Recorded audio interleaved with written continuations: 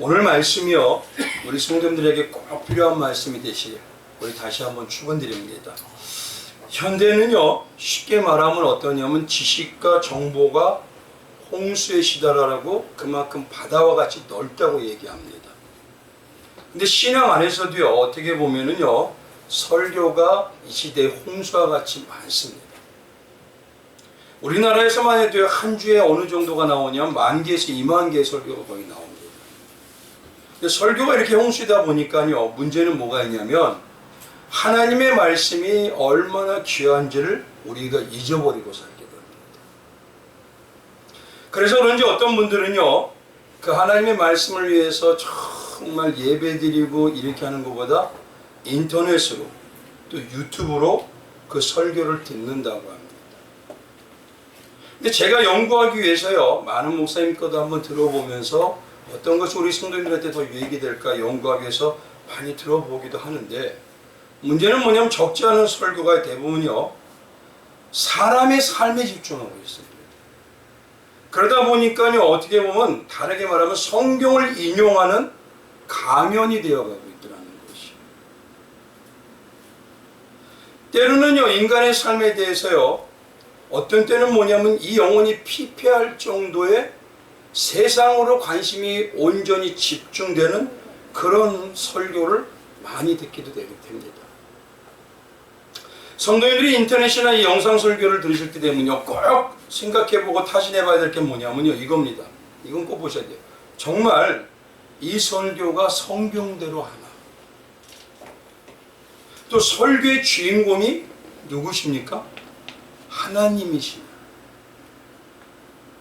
또 기독교의 바른 기도 이 기본으로요, 사도들이 목숨을 바쳐서 지켰던 그 교리를 중심으로 하고 있느냐, 이 기준을요 분명히 생각하시고 가지고 들으셔야 됩니다.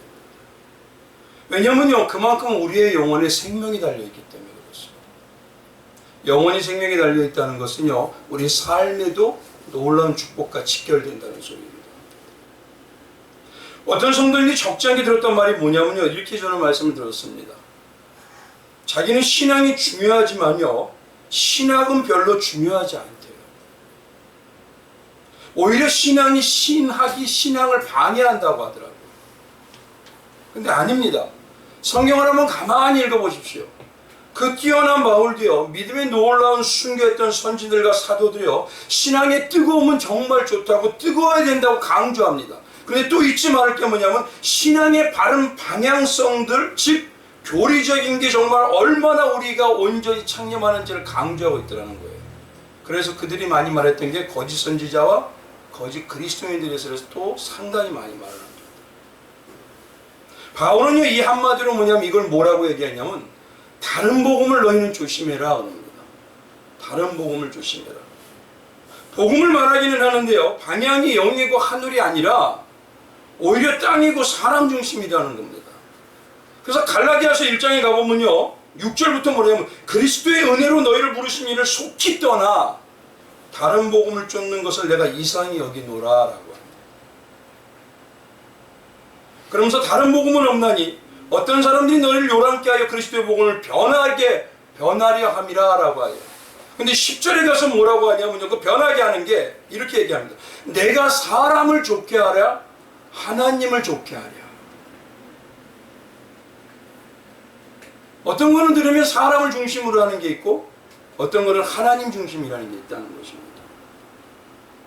그러니 온전히 바른 영적이고 복음적인 방향이 우리에게 얼마나 중요한지를 그거를 우리가 가지고 듣고 보셔야 되는 것입니다. 설교는요, 예수님께서 직접 하실 수가 없으니까요, 대신 누가 하냐면 목자들이 설교를 하는데요, 만약에 설교를 자꾸 다른 이야기를 하던가 세상의 시사적인 이야기를 하던가 세상과 사람의 이야기나 또 돈 이야기를 하는 것이 많다면요, 그건 설교라기보다는 설교를 가장한 자기 주장인 것입니다. 근데 문제는요, 이제부터 잘 보십시오. 문제는 이제부터가 걸립니다. 우리가 많은 설교와 말씀을 드릴 때 이것이 올바른 영적이고 신본주의라는 말씀을 분별하기 위해서는요, 어떻게 해야 될까요? 아, 이게 영적이구나. 이게 바른 성경적이구나. 이게 바른 사도들이 생명을 바쳤던 교리적이구나. 그러려면 어떻게 해야 될까요? 간단합니다. 먼저 내가 읽고 배우고 채워야 합니다. 그래야 저 설교가 성경적인 설교, 기독교 신앙의 바른 방향성인 성경적인 교리를 중심으로 하는 말씀인지를 분별할 수가 있는 거예요. 성경에 보면요, 베레아 사람들은요, 바울의 설교까지도요, 정말 성경대로 하는지 다시 읽고 묵상하고 분별했다고 합니다. 그만큼 말씀을 먹고 살았다는 것이요. 그래서 그 중에 뭐라고 하냐면, 믿는 사람이 많고, 12절에요. 또 헬라의 귀부인과 남자가 적지 아니하나라고 할 정도라고 얘기하고 있습니다. 이와 같이 지금 내가 성경을 읽고요, 바른 성경적 교리를 바탕을 가지고요, 방향성을 보지 않으면 저 설교가 정말 성경적인 설교인지 아닌지를 우리가 알 수 있느냐는 거지. 그렇게 먼저 성경을 통해서 체득하고 내 안에 채워야 분별할 수 있고 조심할 수가 있는 것이에요. 특히 이 시대는 이제 마지막 시대라면 악한 영들이 더 기승을 부리는 시대입니다. 그냥 우리가 아무 설교나 들어봤을 때 내 마음이 좋아? 이게 하나님 말씀이라고 여겨버린다면요, 그건 어마어마한 착각입니다. 사도행전 17장에서요, 바울이 말하는 믿음이라고 하는 믿음을 통해서 사람이 많이 믿었고 헬라의 귀부인들과 남자들도 믿은 사람이 적지 않다는 이 말은 뭐냐면, 그들의 믿음의 역사와 방향성이 바울이 믿었던 방향과 같은 믿음이었더라, 이 말입니다. 이게 그냥 다 믿는 게 아니라 같은 믿음이었다는 것이에요. 한번 생각해 보십시오. 이단들도 믿는다고 합니다. 세상의 종교들도 다 믿는다고 합니다. 근데 기독교의 믿음의 올바른 방향성은요, 오직 성경을 통해서이고, 이 성경을 잘 정리한 것이 사도들이 목숨을 걸고 지키고 그것을 가지고 생명을 바쳤던 우리가 고백하는 사도 신경과 교리들입니다. 왜냐하면 이건 뿌리와 같기 때문에 그렇습니다. 뿌리가 흔들리면요, 그 나무는요 다 넘어져 갑니다.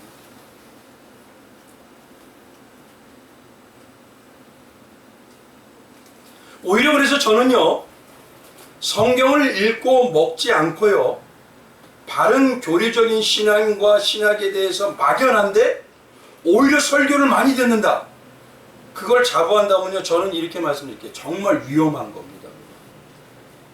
어마어마한 위험에 직면하고 있는 겁니다. 저는. 다는 아니지만요, 잘 보십시오. 큰 교회 목사님이 설교가 다 올바른 설교는 아닙니다.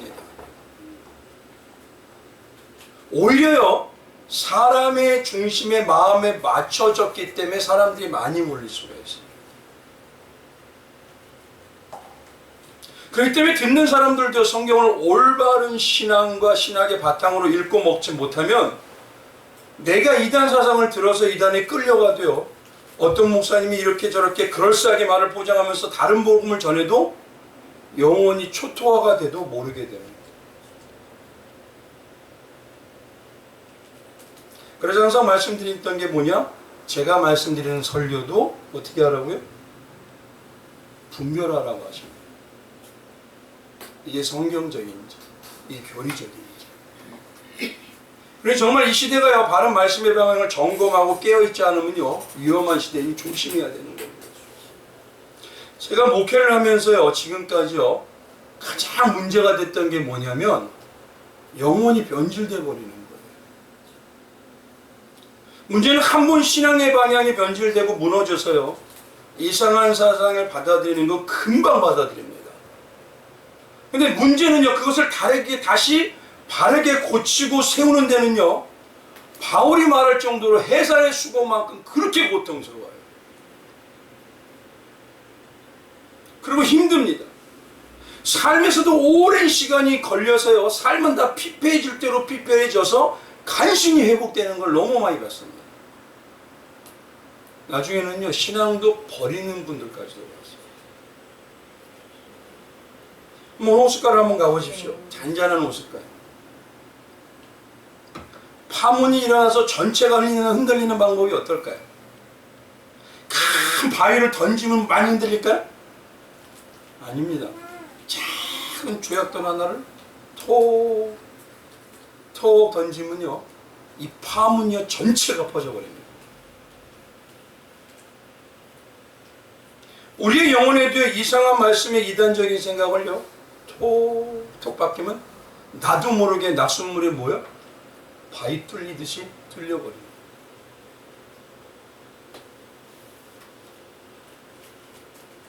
오히려 삶이 회복되기가 어렵고요, 내 삶에 파문이 다 일어나요. 믿음은 어떻게 이루어진다고 하죠? 로마서에 가보면요, 들음에서 이루어진다고 하죠.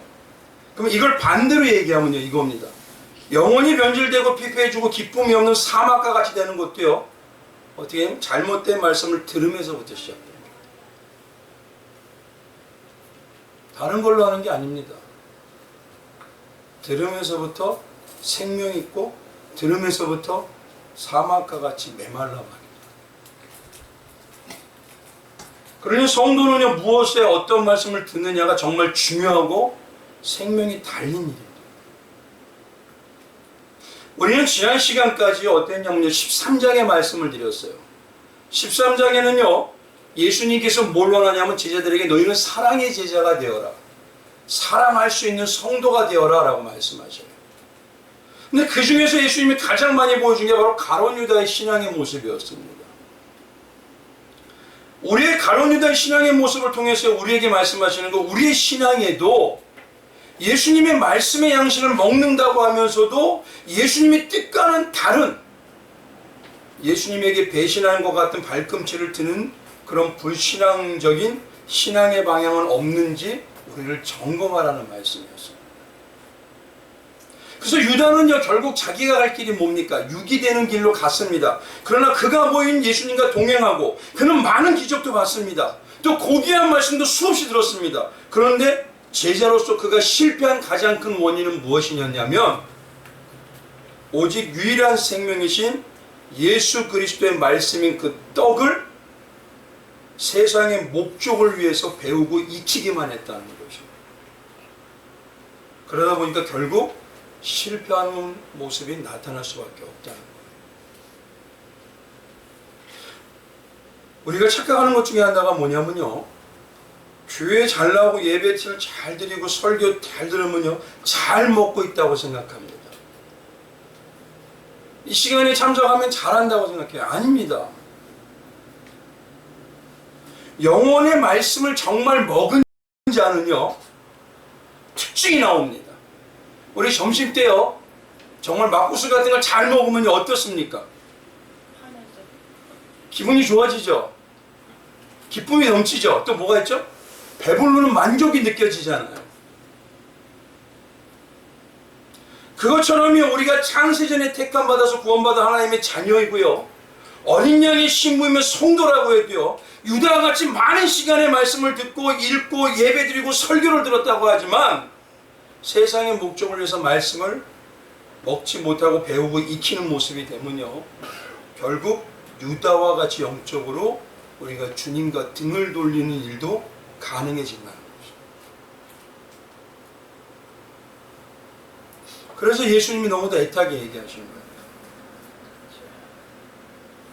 오늘은요, 이제 이 13장의 사랑의 제자가 되어라는 그 말씀의 마지막 세 계명에 대한 말씀을 주시고 나서요, 이제 우리가 누구나도 성도임이라면 알 수 있는, 어떤 분들은 다 어떤 성도님들 외우는 말씀입니다.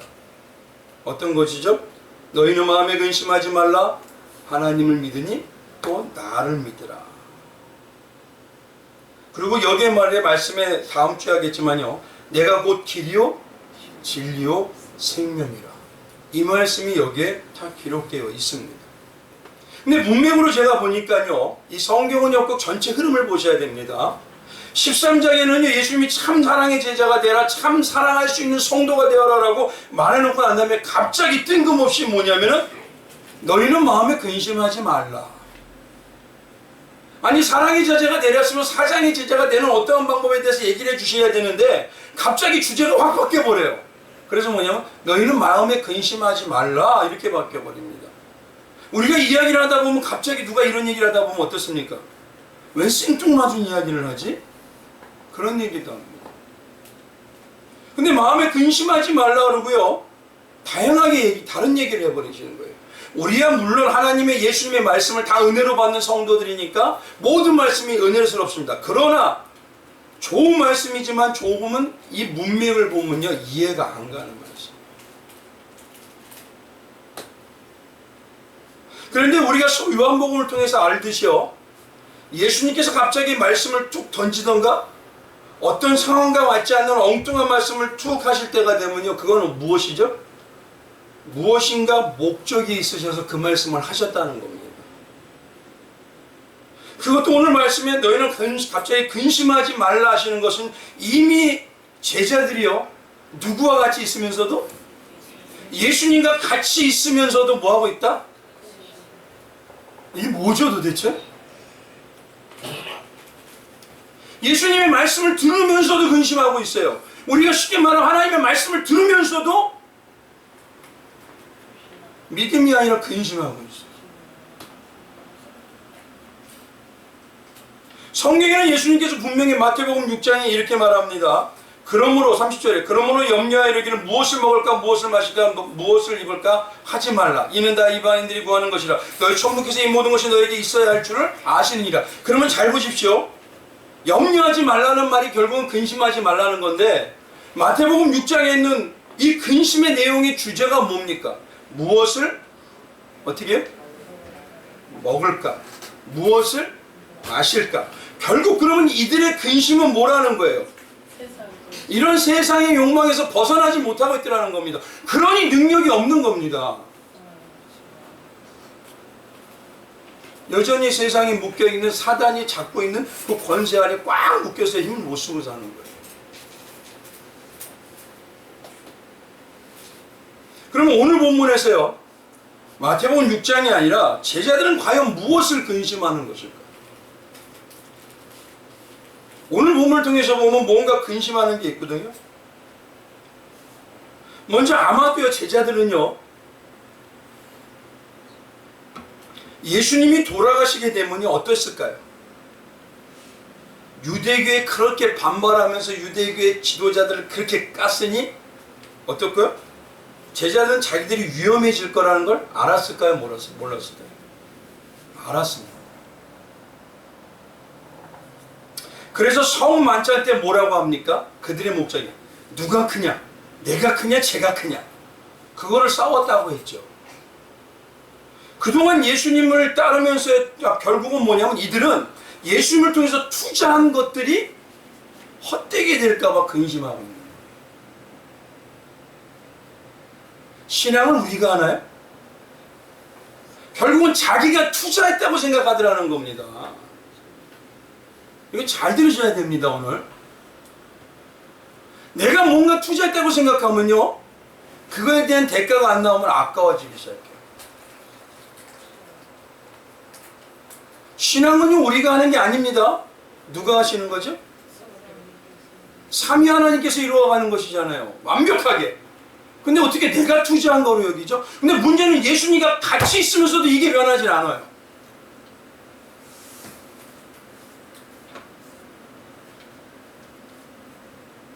그럼 결국은요 오늘 이 말씀은 제자들에게만 하는 게 아니라 누구에게도 하는 거예요? 나에게. 오늘 말씀을 잘 보면요 그들이 뭘 구체적으로 근심하고 있는지 정확하게 알 수 있어요. 본문을 보면 예수님께서 근심하라고 하지 말라고 하고 난 다음에 말씀이 뭐냐 2절에 넘어가니 뭐라고 합니까? 2절 한번 같이 읽어볼까요? 한번 같이 읽어봅니다. 시작. 내 아버지 집에 거할 곳이 많도다. 그렇지 않으면 너희에게 일렀으리라. 내가 너희를 위하여 거처를 예비하러 가노니. 뭘 하기 위해서 가신다고요? 거처를. 거처를 얘기한다는 건 하나님과 사는 거처를 말씀하는 거죠. 그래서 오늘 말씀의 중심으로 본다면요 제자들이 예수님을 믿는다고 하고 수없이 고백하고 그렇게 따른다고 하고 있지만요, 결국 뭘 염려하는 거예요? 어떤 거예요? 예수님이 갑자기 뜬금없이 이 말씀하던 건 너희를 위해서 거처를 예비하노니. 이뭘 뭘까요? 뭘까요? 쉽게 말할게요. 뭘 염려하고 걱정하냐면 내가 잘 되고 천국에 갈 수 있을까? 어디 있으면서도요? 예수님 옆에 있으면서도, 교회 나오면서도 말은 안 합니다. 요 깊은 곳에 불신에 대한 또아리가 틀려 있어요.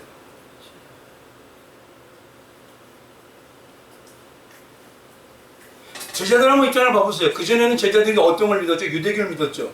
유대교 율법을 따르게 되는 게 잘하는 것 같아요. 뭔가 내가 열심히 따르면 뭔가 풍성하게 내가 다 받은 것 같고 내가 하나님한테 구원받은 것 같아요. 근데 예수님은 뭐라고 하십니까? 나를 믿어라. 은혜로 너에게 주어지는 것이다. 너에게는 아무 대가 없이 지금까지 주어지는 것이다. 그러니 이제 예수님이 없다고 생각할 때 되면요, 내가 정말 잘 믿는 걸까? 천국 갈 수 있을까?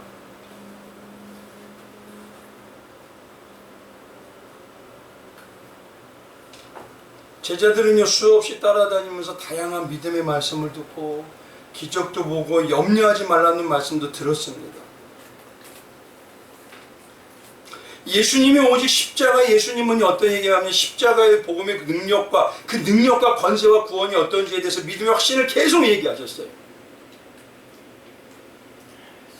근데 제자들은요, 예수님과 함께 있을 때는 세상에 힘이 있는 것 같이 보여요. 그러니까 자기들의 확신이 있고 죽음도 위협을 무릅쓰고 해낼 수 있을 것 같아요. 그래서 둘씩이요, 전도행을 가도 목숨의 위협이 있을 때도 담대하게 전도합니다. 근데 문제는 이제부터예요. 예수님이 가신다고 하시는 거예요.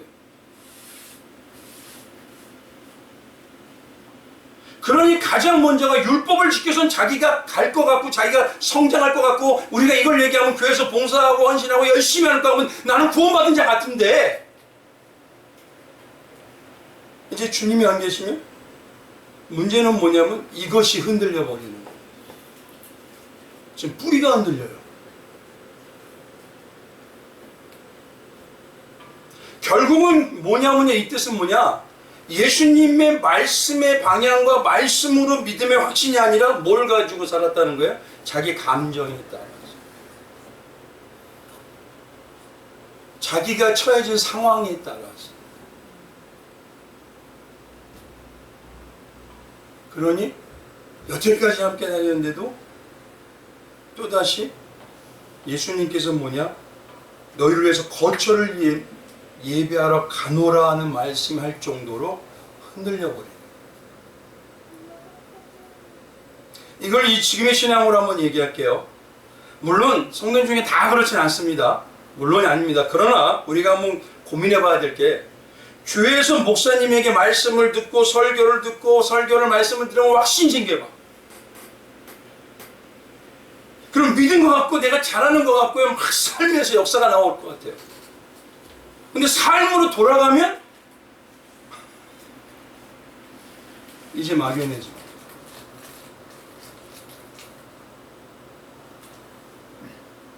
문제는 적지 않은 성도님들이 이와 같이요, 교회를 다니면서 말씀을 듣고 주먹을 불끈 쥐고 확신을 해요.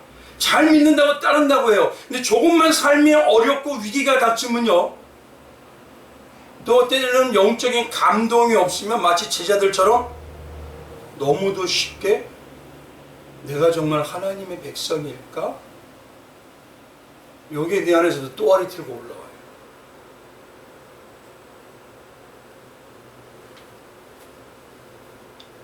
말씀드린 대로 제자들처럼 말은 못합니다.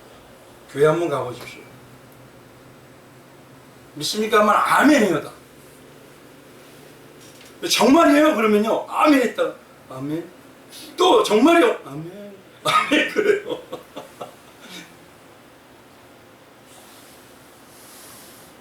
우리 교회 가서 봐보죠. 제자들처럼요, 자기가 이 마음이 있는 거를요 말은 못합니다. 그동안 교회를 다니는 세월이 얼마인데, 내가 교회에서 중직이기도 하는데 천국 갈 수 있을까? 내가 하나님 앞에서 잘 될 수 있을까? 아니, 하나님이 보호해 준다고, 그렇게 하나님이 나와 동행해 준다고 그렇게 얘기했는데도 여전히요, 잘 될 수 있을까? 우리 잘 되는 길로 가고 있습니다 지금. 왜 흔들리죠?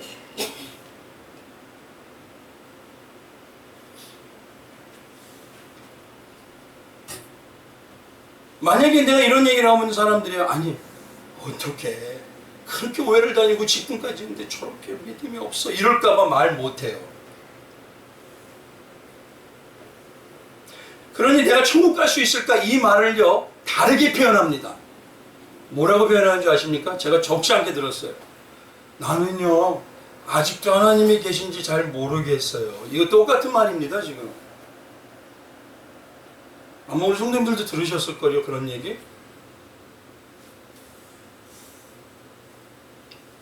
그러니 여전히 막연한 신앙으로 마음 깊은 곳에 숨어 살다가요, 갑자기 주변에서 2단과 3단들이 툭 건들고요, 정말 구원 받았어요?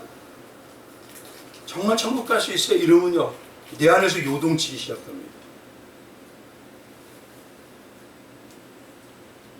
우리 성도님들에게 한번 묻고 싶습니다. 정말 구원받은 거 확신하시죠? 정말이죠? 아니, 항상 제가 이 말씀을 물어볼 때는 우리 공로가 아니에요. 그러니까 예수님의 은혜로 우리가 믿는다면 우리는 실패합니다 다. 그러니까 내가 정말 구원받았다고 확신하냐 이거, 예수님의 은혜로.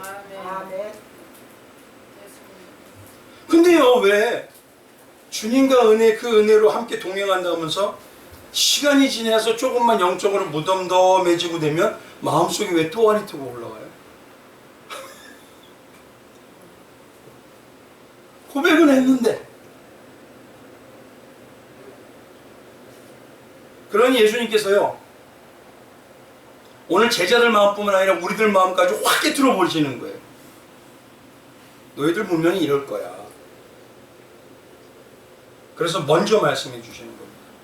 결국 이건 뭐냐면, 앞에서 유다가 뭐 때문에 실패했다고요? 유다를 통해서 우리 성도들을 바라볼 때 뭘 실패했죠? 말씀을 먹지를 않아서 그렇습니다. 말씀을 먹는다는 게 너무 막연해요. 아마 어떤 분들은 그럴 겁니다. 나는 강하게 주장할 거예요. 나는 말씀 먹고 있어요. 근데 먹으면은요 자세가 나오고 방향이 나옵니다. 분명히. 우리가 맛있는 걸 먹고 싶으면 어떻게 해요? 그냥 뭐 몰라 이러면 또 찾아가요. 어떤 거죠? 진짜 말씀을 먹으면요 먹는 자는요 자세가 나오고 모습이 나옵니다. 그래서 지난 시간에 정말 말씀을 먹는 자의 성도의 특징, 그걸 다른 거 다 빼고 두 가지를 딱 말씀을 드렸죠. 특징이라면. 첫 번째가 뭐였습니까? 말씀을 먹으면 먹을수록 말씀이 뭐로 느껴져요? 나에게 가장 능력으로, 가장 힘센 것으로, 가장 권세로, 가장 도구로. 이걸 쉽게 얘기했죠. 말씀이 돈으로 여겨져요. 근데 돈으로 여겨지십니까?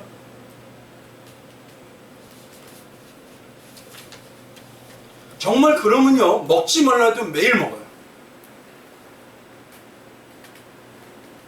쉽게 말해서요 이렇게 생각하셔야 됩니다. 이게 내 마음에 이루어져야 돼요. 말씀을 안 먹으면 하루 얼마? 10억을 버리는 거예요. 그러면은요 안 먹으실까요?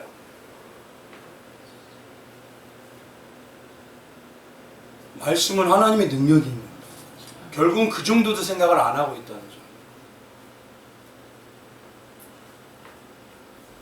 이 시대에 가장 힘이 세 보여 능력이 있고 세상에서 권세가 있고 모든 걸 할 수 있다는 그 기준이 뭘까요?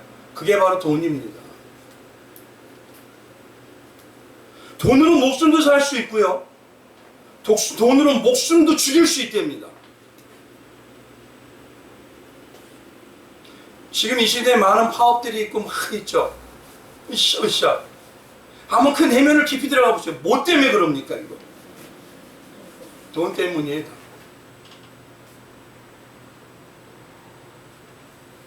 그래서 성경에는요, 돈을 이렇게 비교합니다.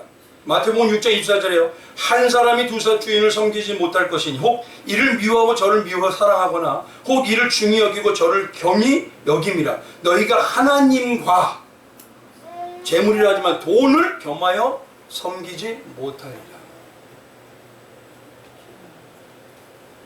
결국 매일 먹지 않는다는 건요, 입술로는 수없이 우리가 말씀은 능력이 있다고 고백은 해요. 그리고 주먹을 불끈집니다. 근데 결국 실제 신앙에 보면요, 말씀을 세상의 돈보다 더 능력 있다고 여기지 않습니다.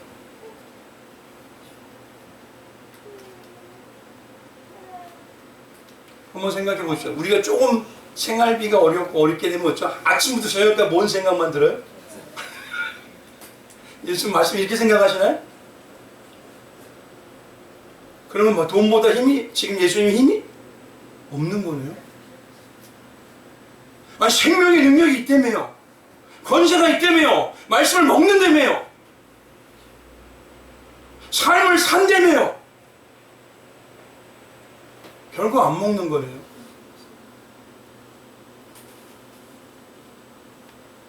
시편에 그래서 가만히 보면요, 어떤 선지는요, 이것이 내 삶의 전체를 다 좌우한다는 걸 알아서 그 말씀을 이렇게 고백합니다. 시편 19편이요. 여호와의 말씀, 완전한 영혼을 소생시킵니다. 여호와의 교훈은 정직하여 내 마음을 기쁘게 하고 순결하게 하고 눈을 밝게 하고, 여호와의 경외하는 눈은 영혼으로 같이 영혼의 법도 진실하니 하며, 여호와의 그 말씀이 뭐다? 큰 곳 순금보다 사모할 것이다. 이게 말씀을 먹은 자의 특징입니다.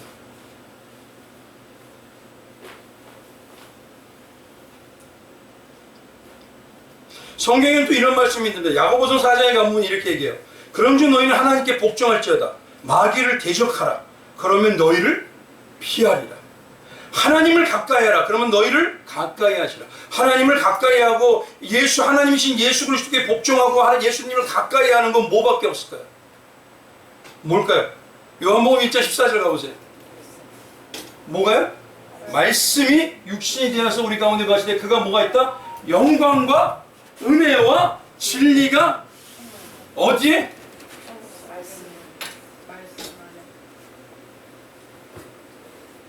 말씀을 가까이 하지 않는데 하나님 어떻게 가까이 해요? 마귀가 어떻게 우리를 피합니까?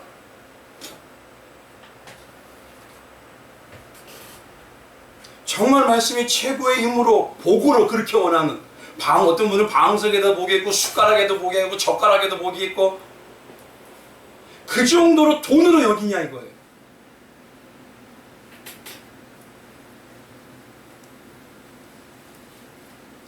조금 비유가 져서 갈지 모르지만요, 성도는 최소한 말씀을 하루 안 먹으면 돈 10억을 날린다고요. 그게 내 마음에 이루어지고 있냐는 걸 보셔야 돼요. 말씀이 정말 내가 안 먹으면요, 막 몸부림치면서 땅을 쳐야 돼요. 내 돈 또 날라갔어.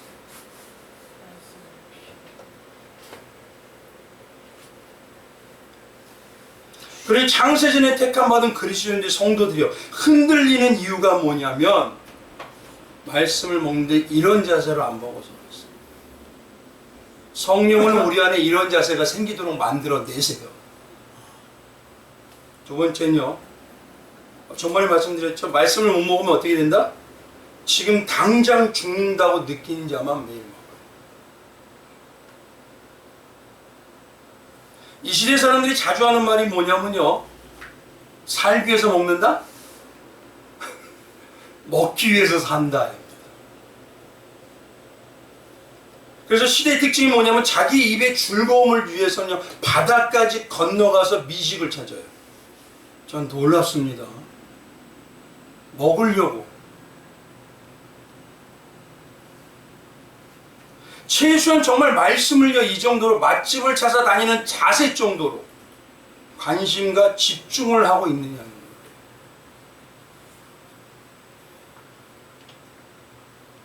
날마다 요즘 사람들 보세요. 인터넷 보고 핸드폰을 보잖아요.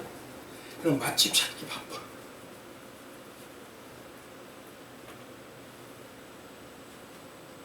그렇게 내가 뭐냐면 마치 찾듯이요. 배가 고파게 느껴야 되고 말씀이란 물을 마시지 않으면 목이 타는 것처럼 갈급해져야 되는 겁니다. 이걸 내가 지금 분별하셔야 돼요. 내 안에 성령이 그렇게 해주시는지. 그걸 안 하면요 가슴을 치면서 그래야 돼요. 성령님 나 좀 충만하게 해주세요. 말씀 충만하게 해주세요. 제발 좀. 바디빌딩을 하는 어떤 분은요 하루 무거운 그 쇠 있잖아요. 우리 같으면 그거 조금만 들면 되지 왜 이러면서 들어요 그거. 근데 놀라운 건요 그렇게 하지 않으면 자기가 몸부터 마음까지 답답해서 죽을 것 같아요. 안 할 수가 없대요.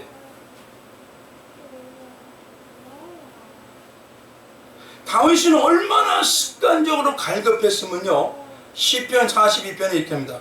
하나님이여 사심이 시냇물을 찾게 갈급함같이 내 영혼이 주를 찾게 갈급하나이다.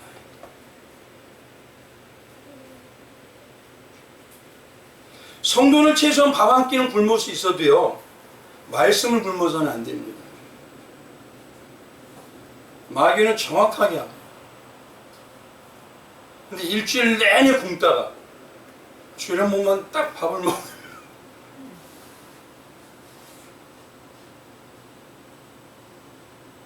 그러니 다윗은요 이렇게 말씀으로 매일 하나님 모시고 사니까요 시편 16편에 가면은 나는 전혀 흔들림이 없다고 합니다.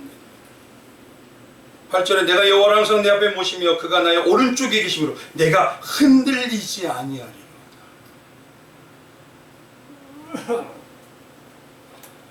말씀을 먹는 자는 장성합니다. 분명히 온전하게 자랍니다. 힘이 납니다. 이런 말씀을 드렸죠. 교회 분쟁이 많고 시기와 질투가 많은 거죠. 또 이단이 들어와서 판을 치는 건 뭡니까? 말씀을 먹지 않아서 그렇습니다. 근데 놀라운 건요 그런 어린아이 신앙 같은 곳에 말씀을 먹은 장성한 사람이 한 명만 딱 들어가잖아요. 교회가 다 바뀌어버립니다. 말씀을 먹은 자의 능력이 이 정도입니다. 한 사람이 일당백이고요 한 사람이 일당천입니다. 하나님의 진짜 쓰임요 일당 만에서 10만이 넘습니다. 능력이. 그들은 뭐냐면 말씀이 10억으로 느끼는 자들.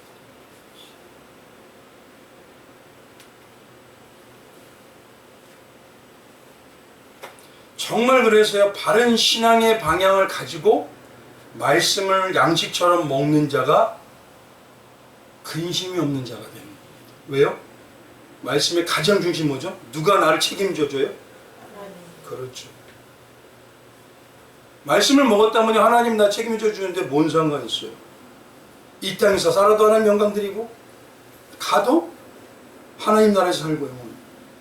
뭔 걱정이 있죠?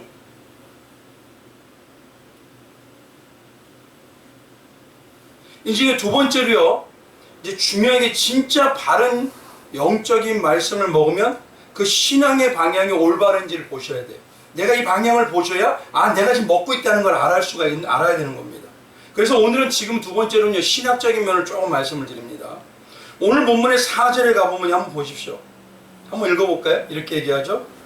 같이 읽어봅니다. 시작. 내가 어디로 가는지 그 길을 너희가 아느니라. 우리가 예수님께서 어디로 가는지 그 길을 안다고 합니다. 어디로 가는지를 안다는 건 결국 뭐냐면 예수님의 말씀을 듣고 먹어서 알고 있다는 소리예요. 근데 이 4절에요 안다는 말을요 히브리 말로 헬라어 말로 두 가지로 씁니다. 히브리 말로는 뭐냐면 야다라고 해요. 헬라어 말로는 뭐냐면 기노스코라고 합니다. 근데요 이 야다와 기노스코의 뜻은요 몇 가지가 있어요. 알기 위해 배우다 처음에. 그 다음에 확신하다. 야다와 기노스코가 되면 확신하다. 그리고 사귐이 있다. 그리고 마지막 하나가 더 있습니다. 뭐냐면 결혼한 부부같이 깊이 안다. 야다가 되고 기노스코가 되면요 배우지만 확신이 가고 사귀게 되고 깊이 결혼한 것처럼 살아가요. 그래서 예수님이 뭐라 하면 너희는 나를 이미 안다라고. 그러면 이 단어를요 이제 붙여보십시오. 신학으로 보면요, 하나님께 붙이면, 하나님께서 안다라는 걸, 우리를 안다는 걸 붙이면 뭘까요? 신학적으로 그걸 뭐냐면요, 전능하신 하나님이 우리를 미리 아시고 계신다, 이 소리입니다. 이게 바로 뭐냐면 신학에서 미리 아심이에요. 그래서 바울은 로마서에서 29장에 이렇게 합니다. 하나님이 미리 아신 자들을 또한 그 아들의 형상을 본받게 하기 위해서, 어떻게 해요? 본받게 한다는 건 뭐 하기 위해서? 하나님께서 잘하게 하신다까지 한다는 겁니다. 하셔서 미리 정하셨으니 이는 그로 많은 형제 중에서 맏아들이 되게 하려 하심이에요. 이게 미리 하신다는 게 바로 안다는 야도와 기다와 기데오스코입니다. 근데 이 미리 하심을요, 우리가 제가 자주 말씀드리는 말씀으로 바꿔서 얘기하면 뭐냐면 이겁니다.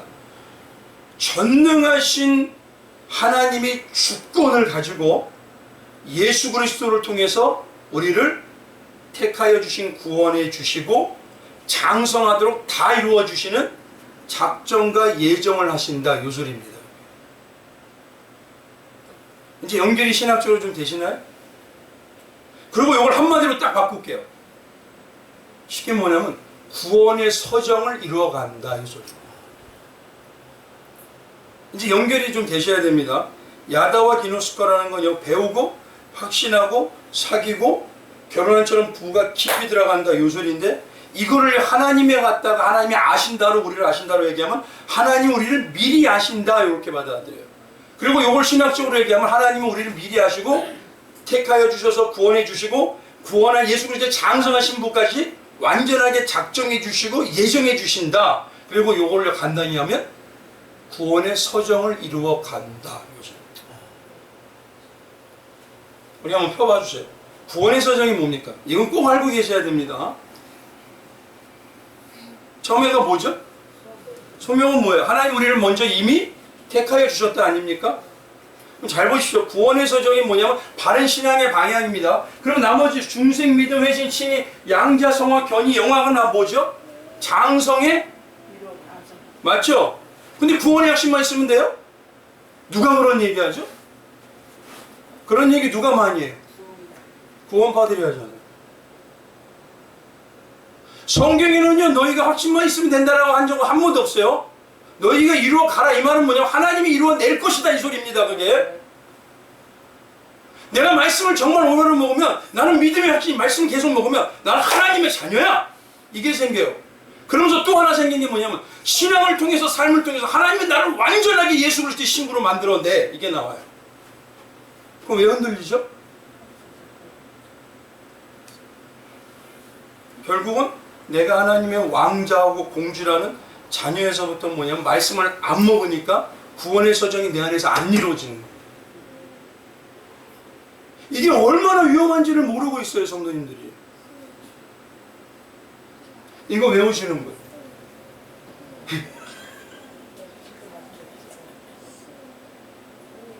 영화롭게 된다는 건요, 우리가 하지 않습니다. 우리가 할 수 없어요. 죄인은 할 수가 없습니다. 누가 해주시는 거예요? 택해 주셔서 구원해 주신 것부터 마지막 예수 그리스도의 신부된 것까지 누가 다 해주셔요? 이루어 가주시는 겁니다.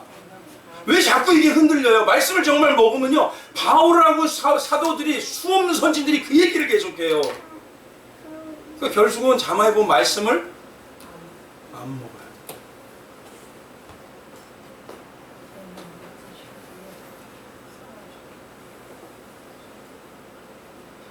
그래서 항상 제가 설교할 때 이런 말씀 드리죠.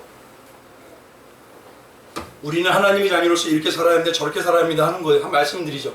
근데 그건 우리 보고 살아내라는 게 아니에요. 좀 아닙니다. 제발 아닙니다. 뭐죠? 우리를 잘 살아낼 수 있도록, 우리를 성령에 붙들려서 하나님의 자녀로 장성해 가도록 누가 해주신다는 거예요? 삼위 하나님이 다 해주실 거다, 이 소리입니다. 그게. 그러니 제가 항상 말씀드려요. 사세요. 그냥 당당하게 사세요. 믿음으로 사세요. 확신을 가지고 믿음으로 나가세요. 근데 그것도 누가 해주시는 거예요, 내 안에서? 그렇죠. 왜 구원파가 뭐냐면 확신만 있으면 된다? 어디서 엉뚱한 얘기를 합니까? 성도인들이 이 방향성이 없기 때문에 그게 흔들리는 거예요. 말씀을 정말 먹으면 이 방향성이 나와요. 소명을 받아서 구원받은 자는 영화가 성화와 영화관을 이렇게까지 완벽하게 하나님이 이루어내시는 겁니다. 그러니 전적인 하나님이고 그 일을 할 수가 있는 분이 있어야 되니까 우리는 안 되니까 누가 계시는 거예요? 성령이 오시는 거 아닙니까? 왜 이단들이 자꾸 교회 들어와서 흔들어 놓는데도 왜 가만히 있죠? 내가 기본 말씀을 먹어서 방향성이 안 나. 기본만 알아도요 다시 못 들어와요. 오늘 말씀 그렇죠. 마귀가 너희를 떠나가리라.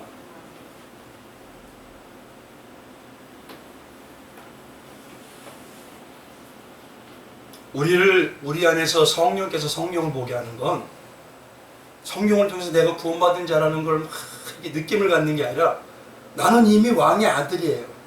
왕의 딸이잖아요. 내 왕이신 아버지 하나님이 기뻐하는 게 뭘까? 슬퍼하는 게 뭐다? 그걸 누가 가르쳐 주셔야 돼, 안에서? 그렇죠. 그래서 우리는 성경을 연구하는 거예요. 그냥 극단적으로 얘기했어요. 구원받은 백성은 성경을 연구하지 않아도 이미 왕자예요? 공주예요? 어떤 거예요? 왕자입니다, 이미. 왜 이렇게 걱정하시냐 이거예요, 그러니까. 우리가 이게 더 똑바로 되는 건 내 안에서 성령께서는 끝없이 말씀을 먹어라 하고 얘기하셔요. 그리고 오늘도 말씀인 거예요. 너무 안타까워서 말씀을 먹어서 너희가 사랑의 제자가 안 되니 너희 안에서 자꾸 막으려고 하고 있으니 결국은 믿음에 대한 신앙의 뿌리까지 흔들린다. 분명히 하나님의 은혜시지만 실제 신앙의 모습에 이런 모습들도 있어요, 없어요?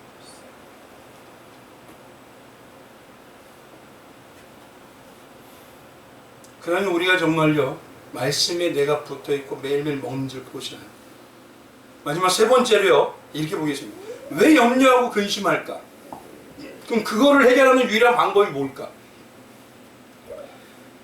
마태복음 6장에 가보면 아까 말씀드린 대로 이랬죠. 너희가 무엇을 먹을까 무엇을 입을까 염려하지 말라 이렇게 얘기하시죠. 근데 이건 다 누가 구하는 것이에요? 이방인들이 구하는 것이라 이 모든 것이 너희에게 있어야 할 줄 아느니라. 너희는 뭐라고 합니까? 넘어가 보세요. 말씀. 너희는 마태복음 6장 요것만 딱 보면 모든 건 뭐냐면 우리가 무엇을 먹을까 무엇을 입을까 무엇을 마실까 하는 건 다 뭐냐면 우리가 하지만 마태복음 6장의 맨 앞에 정도에 가면 뭐냐면 너희는 먼저 뭘 해라? 그 나라와 쉽게 말할게요. 우리가 염려가 생기는 건요 말씀을 통해서 그 나라와 의를 구하지 않아서입니다. 말씀을 통해서 뭘 구합니까? 대부분 말씀을 통해서 뭐죠? 어떻게 하면 내가 세상에 복 받을까? 요거 구하고 있어요. 그러니 방향이 맞아요, 안 맞아요? 그러니요 믿음이 생길 리가 있겠습니까? 염려가 생길 리가 있겠어요? 염려가 생깁니다. 신앙은 모든 걸 하나님이 다 해주지만 우리는 분별을 해보자는 거예요, 지금요. 근심을 잃어버리게 하는 거니 없애는 건 믿음밖에 없습니다. 믿음이 생기기 위해서 뭘 해야 되냐? 내가 그 나라와 그 의를 구하고 있는지를 나를 지금 분별해 봐야 돼요. 그럼 그 나라가 뭡니까 도대체? 그 나라가 뭘까요?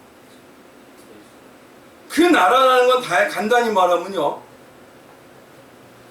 하나님의 그라는 말은 하나님이라는 소리죠. 나라라는 건 누굽니까? 하나님의 나라. 이걸 간단히 말하면 뭡니까? 천국이죠. 천국을요 근데 마태복음 4장 17절에 뭐라고 하냐면 이때부터 예수께서 비로소 전파에 이르되 회개하라. 천국이 움직이네요. 그러면 이 땅에 가까이 오신 분은 누구예요? 예수님이죠. 그러니까 쉽게 말하면 그 나라라는 건 뭐냐면 우리가 기도가 하나님 뭐 주세요가 이게 아니라 예수님이 나를 지배해 주세요 이거 해야 됩니다. 예수님이 통치해 주세요. 예수님이 다스려 주세요. 다스려 주시면 내가 지금 어려워도 다스림을 받고 있는 거고 잘 돼도 다스림을 받고 있는 거고 어떤 상황도 주님이 나를 지금 다스리는 거예요. 그러니까 확신이 생기는 거 아닙니까? 근데 여기서 중요한 게 뭐라고요? 먼저 그의 나라죠. 먼저라는 이 말은 이겁니다. 항상 매일 매 순간 우선순위로 당연하게 무의식적으로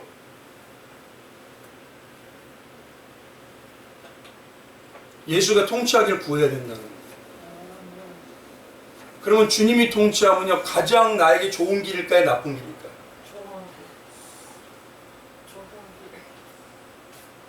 그럼 그 의는 뭐, 그의 나라 의는 뭘까요? 의는요, 요한복음 16장 8절에 가면 그가 와서 죄에 대해서, 의에 대해서, 심판에 대해서 얘기한대요. 근데 이 의가 뭔지를 정확하게 로마서 1장 17절에 가보면 이렇게 얘기합니다. 복음에는 하나님의 의가 나타나서, 그러면 잘 보십시오. 그의 나라는 천국이죠. 하나님 다스리는 거. 의는 뭐라 했죠? 복음이라 했죠. 그러면 요거를요, 가만히 보세요. 내 신앙이 내세 중심입니까? 내가 말씀을 먹으면요, 내세 중심이 됩니다. 또 내 신앙이 나는 죽고 십자가만 드러나길 원합니까?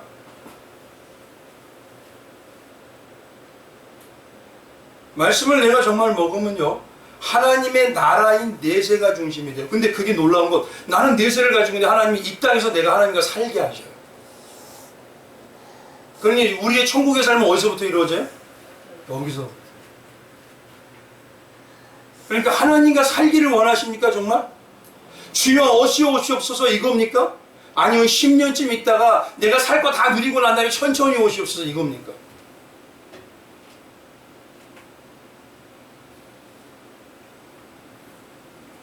말씀을 정말 먹으면요, 예수님을 자꾸 더 사랑하게 돼요. 그러니까 주님, 나 주님하고 사는 게 가장 좋아요. 놀라운 건 그 마음을 벌써 다 아시는 하나님께서 이 땅에서부터 천국의 놀라운 말씀의 역사가 나타나요. 그게 바로 의예요. 그게 바로 복음의 역사예요. 그래서 진짜 이긴 승리는 어떤 것밖에 없어요? 십자가의 승리밖에 없어요. 이 말씀을 마칠게요. 말씀을 통해서 우리는 항상 분별해야 됩니다. 온전한 말씀의 믿음을 이루어 주시는 분은 성령이세요. 근데 성령이 뭘지 내가 말씀을 먹으면 알려주시는 게, 너는 이미 구원받은 내 왕 같은 제사장이다 이렇게 해주세요. 그리고 또 한 가지가, 신앙생활을 통해서 내가 그 일을 반드시 이루어낸다는 확증을 주십니다. 그래서 구원의 서정을 이루는 마음을 내게 허락하여 주시다. 그러면서 나타나는 게 뭐냐? 예수님과 살고 싶어하는 대망의 신앙생활. 그러면서 예수의 십자가만이 드러나기를 원하는 신앙으로 바뀌어졌습니다. 이걸 구하게 되어 있고요. 그 자가 진짜 말씀을 먹고 이 땅에서 믿음의 승리하는 사람. 그 은혜가 우리 성도님에게 늘 함께 하시고 주님의 이름으로 축원드리겠습니다. 기도하겠습니다. 우리 잠시